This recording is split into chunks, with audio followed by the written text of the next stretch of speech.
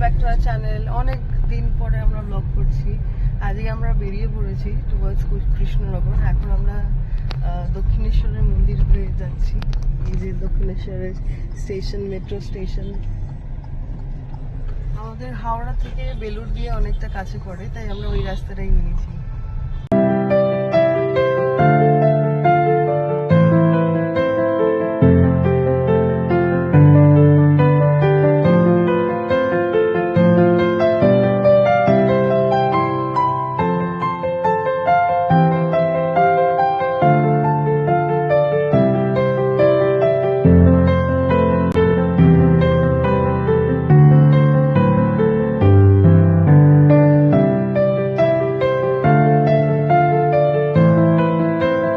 এবার হলো আমাদের খাওয়া দাওয়ার ব্যাপার। অনেকক্ষণ ধরে গাড়ি চালাতে ন্যাচারালি আমরা টায়ার্ড হয়ে গেছি, তো আমরা একটা জায়গায় দাঁড় করলাম। ওখানে আমরা লুচি, তরকারি আর চা খেলাম।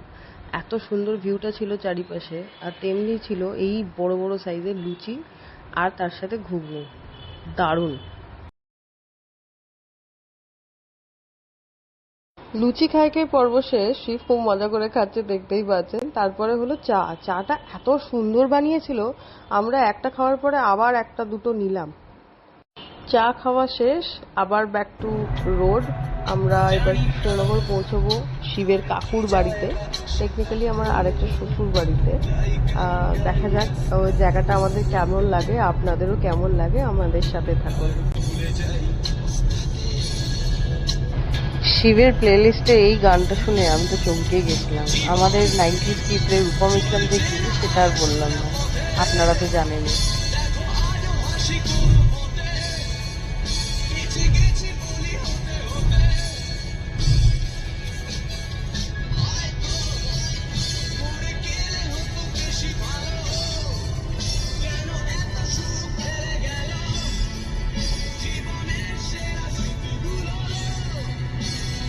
লং রোডস আর আমাদের বাঙালি মনে রূপম ইসলাম চলবে না এমনটা হয় না।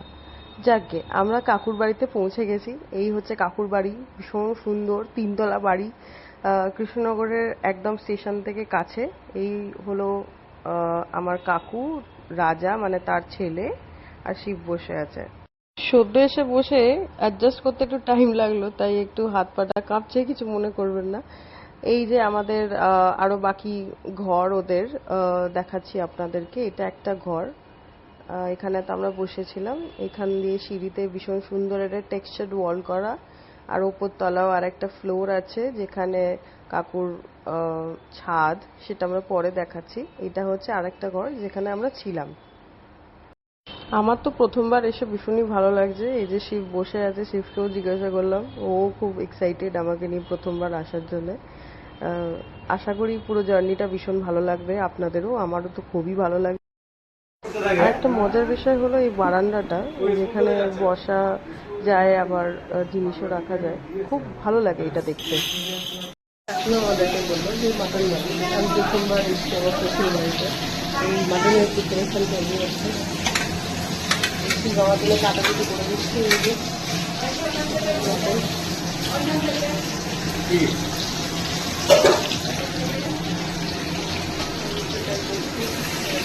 এই যে আমি মাটন রান্না করছি, ম্যারিনেশন হয়ে গেছে, আলু ভাজা হয়ে গেছে। এবার পেঁয়াজ ভেজে মশলা দিয়ে আমরা মাটনটা বানাবো। মাটন বানানোর ভিডিওটা আরেকটাতে দেখাবো। আমাদের মাটনটা হয়ে যাওয়ার পরে কাকু বললো চলো তোমাকে ছাদটা দেখিয়ে আনি। যেটা আগেও একটু বললাম যে উপরে কাকুর ছাদ আছে, যেখানে খুব সুন্দর করে সাজিয়েছে, একদম গার্ডেনিং করা। চলুন দেখা যায়। আচ্ছা, এখানে আরেকটা ঘরও আছে যেখানে কাকুর ছেলে আর কি নিজের কাজকর্মগুলো করে।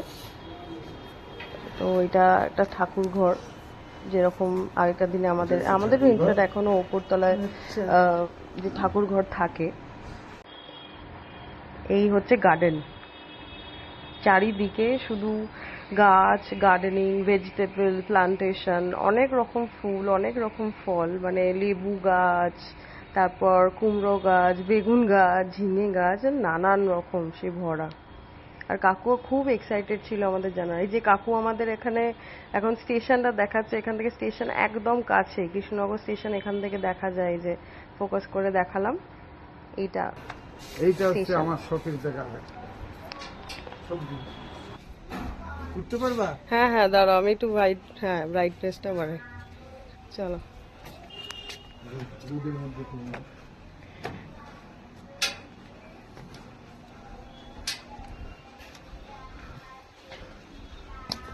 দেখো, সাবধানে উঠবা।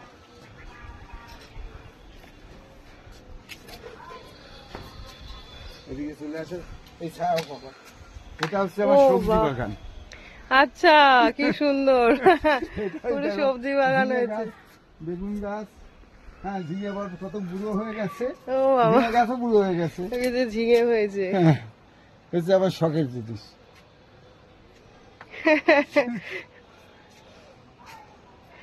বাহ, খুব এই সুন্দর। উপরটা চারপাশে আজকে তার বাগান দেখাচ্ছেন। এই যে কাকু, কি সুন্দর বাগান সাজিয়েছেন। ফুল গাছ, বেগুন গাছ, ঝিঙে গাছ, নানান রকম। চাল কুমড়ো গাছ। এটা চাল কুমড়ো। এই উপরটা চাল কুমড়ো। হ্যাঁ, এই যে দেখা এটা হচ্ছে যাচ্ছে। ভেন্ডি। হ্যাঁ, এটা ভেন্ডি গাছ। ওই এটা ভেন্ডি। তুলে নেবো। এই ভেন্ডি।